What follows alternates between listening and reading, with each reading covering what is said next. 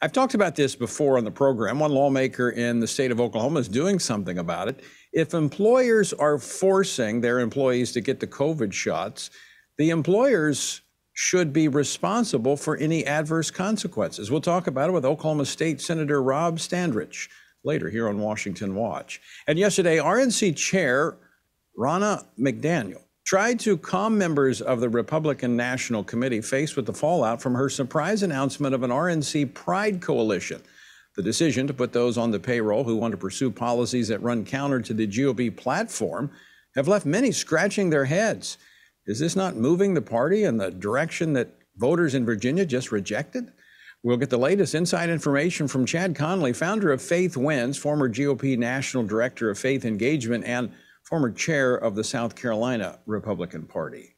Good news for Tanner Cross, the Leesburg Elementary School teacher in Loudoun County, Virginia. The school board agreed to a settlement in Cross's lawsuit against the school for suspending him for speaking out against their pro-transgender policy that forces teachers to use pronouns for students regardless of their biological sex. As I said at the school board meeting in June, I cannot lie to a child. But that is exactly what the policy requires me to do. So today we ask the court to halt this policy because it forces me to say things that are both untrue and harmful to my students. We'll talk with Tyson Langhofer with Alliance Defending Freedom and Monica Gill, a teacher that has joined in Tanner's suit to actually strike down the controversial policy called 840. And speaking of education, new polling reveals how significant of an issue education played in the Virginia governor's race. We'll take a look at the numbers with FRC's Meg Kilgannon. She'll also give us an update on where else the woke agenda is manifesting itself in public education. That's coming up here on Washington Watch. And from coast to coast, border to border, Pray Together for Life on Sunday evening, November the 28th at 7 p.m. Central Time.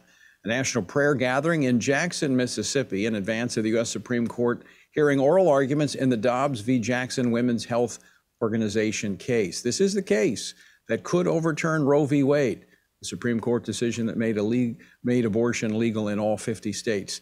To find out how you can join the event, text the word TOGETHER to 67742. That's the word TOGETHER to 67742, and you can be a part of the event.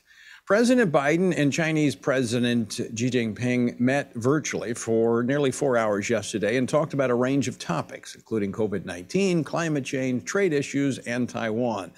But something was apparently missing from the conversation. With me now to talk about this is Congressman Greg Steube. He is a member of the House Foreign Affairs Committee. He represents the 17th Congressional District of the Sunshine State. Congressman Steube, welcome back to the program. Yeah, thanks for having me. It's good to see you. So, Greg, what are your thoughts on the president's virtual meeting with the Chinese communist dictator? Well, I mean, the first thing that sticks out to me is we've just gone and we're still going through this pandemic. I mean, here in Washington, D.C., where I sit right now, there's still mask mandates. They just issued a vaccine mandate on businesses through OSHA. You have all these things happening, yet there's not a serious conversation about doing an investigation on the Chinese Communist Party virus that came from the Wuhan Institute of Virology, which we know there was an investigation done by Republican members on the Foreign Affairs Committee, came from the Institute of Virology there in Wuhan, China. Why aren't we pressing them? If the Biden administration is so concerned about this virus, why aren't we trying to, one, investigate the origins of it so it doesn't happen again, two, make sure there aren't U.S. taxpayer dollars going to gain of function research and all these other issues that are underlying the COVID-19 pandemic, of which, of course, weren't discussed in detail there.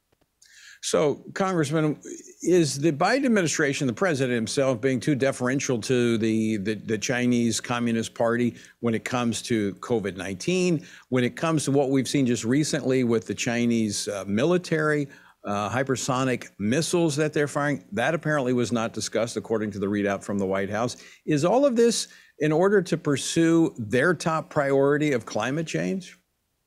I think that's part of it. And the other part of it is obviously we all know now the facts of Hunter Biden and how much money he got from the Chinese Communist Party while Joe Biden was the sitting vice president of the United States.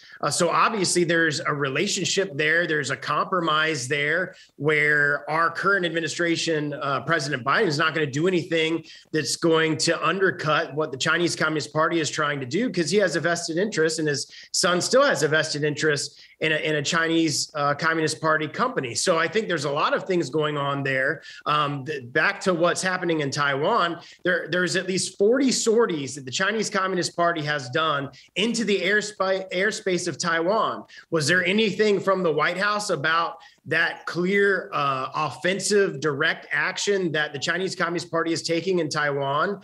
No, absolutely not. These are the type of actions that show a very weak presidency as it relates to the foreign affairs going out of the Chinese Communist Party. Congressman Steube, let me ask you that kind of final question on that front of Taiwan. As one who's worn our nation's uniform, you were in the United States Army, you served in combat. Are you concerned about what may be fixing to happen with Taiwan, that we're not in a position of strength to protect the Taiwanese?